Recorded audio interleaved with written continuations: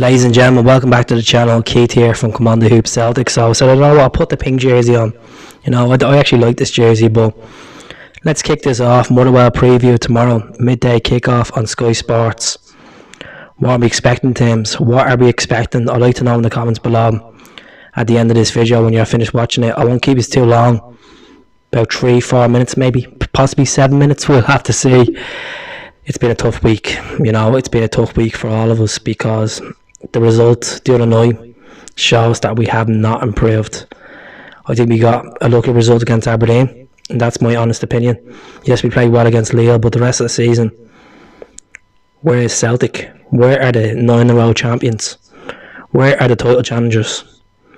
Where are Celtic? That's what I want to know. Is Neil Lennon fit for the job at the moment? My brother's honest answer is, as much as he's stuttering and saying that, is no. He's not. He's tried every system. He's tried changing his team around. We're just not showing character or charisma on that pitch. Winners. Where's Callum McGregor? Shane Duffy's fault to Sunders. His confidence is gone. You know, he's 3 yards off the pace all the time. He's letting players run past him for fun. Made an absolute show of. We have a goalkeeper situation to be put. Keep Bain back in. We bring Barkas back in. We have injury problems. Excuses are excuses, but the fact is we have a squad there, a core squad that should be getting results, and we're not getting results. So Motherwell are sitting seventh place in the table at the moment. 2 wins against Ross County and Livingston.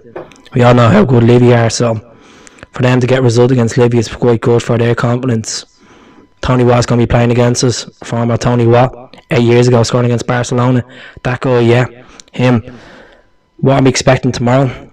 We're expecting a response. I can't see Celtic on the Fair Park and hammer them 4-5-0. In the last 2 fixtures we played them, we beat them 4-0 away, and then we beat them 5-2 as well. Now, this season we played them at Celtic Park, we beat them 3-0, but could have just had a bad day because, honestly, at this rate in time, we don't even know who we can pick as a striker. Lee has a bit of confidence, yet he just looks frustrated. Edward looks like he wants to be at the club. Clamada's not getting a sniff. He's not even going to be first choice anyway. So my starting lineup will be Barkas and goal. Look, we paid 5 million for this lad. As much as he's not being commanding, he's very fragile. He hasn't pulled off a world-class save. You say, oh, go on, Barkas, built from that confidence. He's not controlling his defence. So Barkas needs to be put back in. The only way he's going to show his price tag is playing games, keeping clean sheets, controlling his defence, being demanding when it comes for crosses, free kicks, penalties, everything. Be the star man. Get man of the match performances if he has to, because we need Barkas being at the level. 4-5-1 will my formation be. Frimpong. We just need Frimpong being on my days. Frimpong, simple as that. He has been at the standard. Some games, yes, he has been good, but we need Jeremy Frimpong being the player that he should be. And like majority of the squad, Laxall on left back, he's been really good. I've been impressed with Diego Laxall. Lax on, Lax off, like the picture I made the other day on Instagram. So bring him in and keep him in that left back position, because Greg Taylor is nowhere near the standard. He has everything. Laxall has the tackling. He can get stuck in. He's pacey. He's no problem. He has confidence to take players on, not like Taylor. And happy birthday to Taylor as well the other day. The back two, it's a hard one to call. I think he's going to stay with Duffy.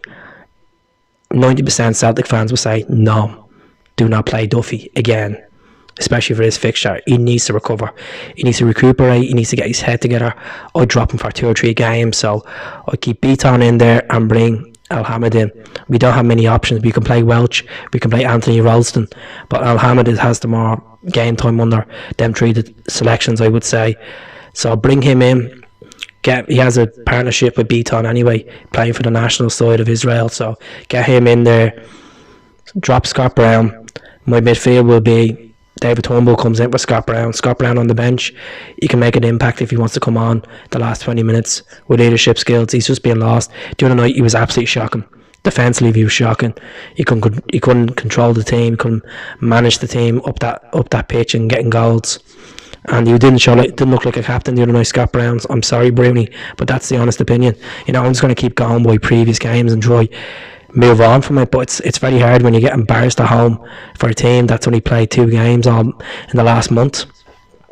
Yeah, they won 6-6 in the Czech League, but they didn't even have a full team out. Imagine you had a full team out, they probably would have hockey us 8 or 9 easily. They had the chances. But regards to the defence, Scott Brown needs to be dropped. David Turnbull needs to come in. It's against his former club. Why not? We paid a good fee from Motherwell. Get him in there. Get him in the mix. What's the point of letting this guy rot on the bench or rot in the reserves if he's not going to get game time? So he needs to play against his former club. He knows the pitch. He knows them players inside out. Get him in there. Put him in the mix. With Callum McGregor is not going to be dropped.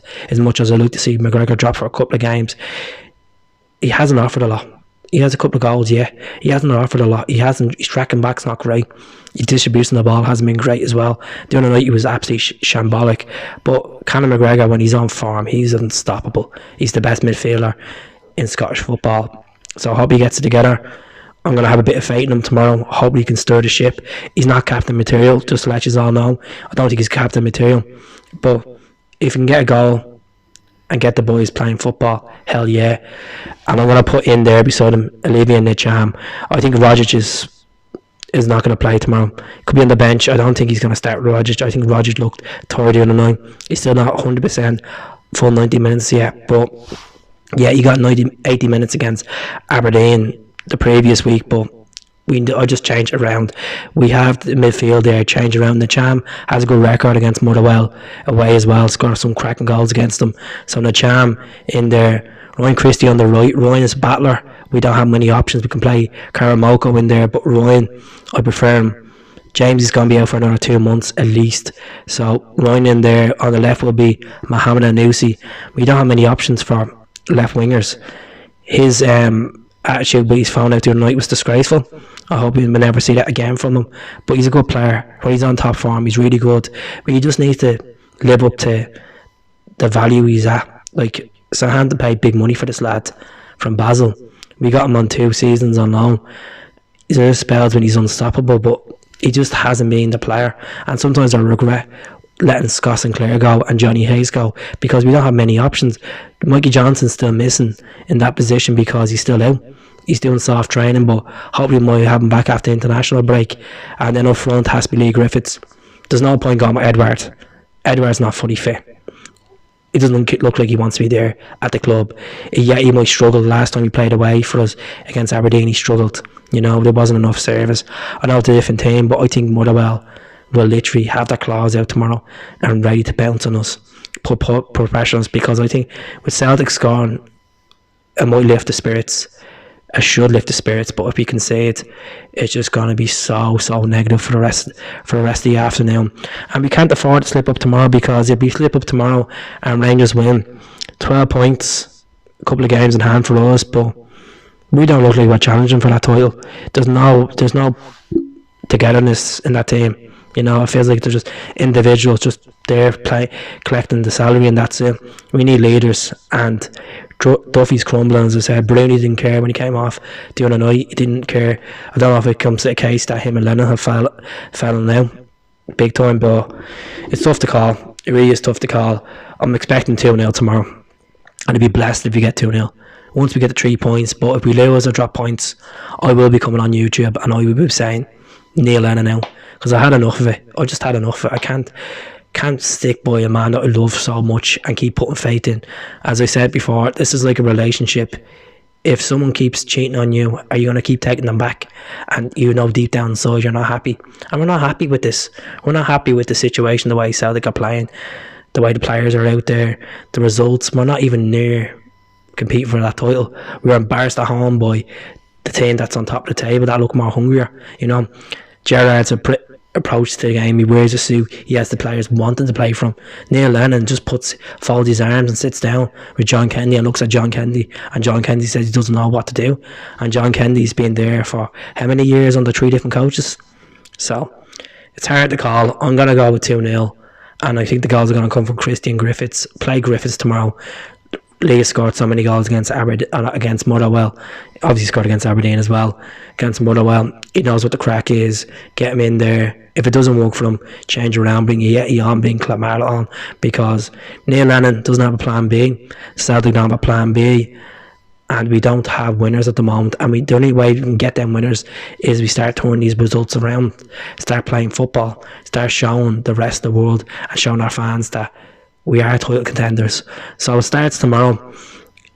If we don't win tomorrow, we know what the crack is. We'll all be tweeting, trolling Lenny, but I don't want to criticise people that much. But if it's just bad performances, like any job, if you go into a job and the person that you work with is not performing for 6 or 7 weeks, is it brought to your attention something needs to change? Do you approach him and say to him? Do you just let him keep going with it, and it's just getting worse and worse? Something needs to change and has to be done. So 2-0 tomorrow. I'll be back tomorrow afternoon to talk about the game. We have entertainment on the Facebook page tomorrow as well. It's in the link below. 7 amazing acts around to keep everybody entertained during the evening. So enjoy it, watch it, and I'll speak to you all soon. If you haven't subscribed to the channel, I really would appreciate it if you can click the subscribe button and keep the notifications on, and let us know your thoughts. Most important. Speak to you all soon. Hello.